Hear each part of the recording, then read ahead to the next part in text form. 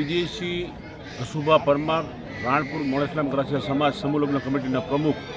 આજે કેટલા સમૂહ લગ્નમાં જોડાયા હતા? આજે 10 સમૂહ લગ્નમાં જોડાયા હતા. 10 નવદંપતીએ આ સમૂહ લગ્નમાં ભાગ લીધો હતો.